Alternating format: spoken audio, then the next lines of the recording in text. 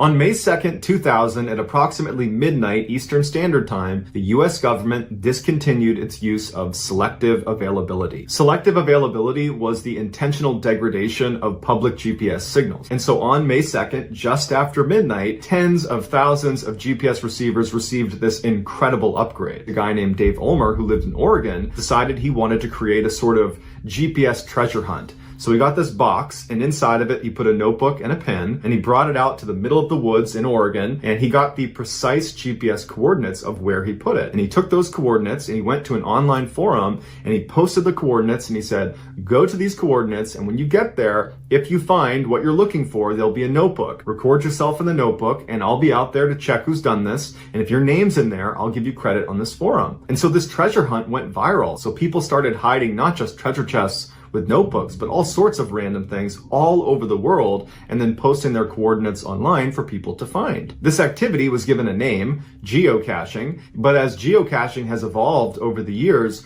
so too has the level of difficulty at finding some of these caches. And in one case, geocachers in the Czech Republic had to climb into this strictly off-limits 5-kilometer long underground tunnel where the only two entry points were on the two extreme ends. On June 9th, 2018, 4 geocachers in the Czech Republic decided, you know what, we're gonna go down into that tunnel and we're gonna get that geocache. And they climbed down inside. The reason this tunnel periodically floods is because rainwater gets dumped in there, and the second entry point is literally sitting in a lake. There is literally water sitting right up against the lip of this entry point. So even light rain will get the lake to rise just enough to where all the lake water pours into this tunnel. And so the day these 4 geocachers are going into this tunnel, the weather forecast called for torrential downpours, flash flooding. So these geocachers get down into the tunnel and they start making their way towards the center to collect their prize, when outside it starts pouring rain. It rained so much, so fast, that the lake entrance started dumping tens of thousands of gallons of water in on one side, and then on the other side,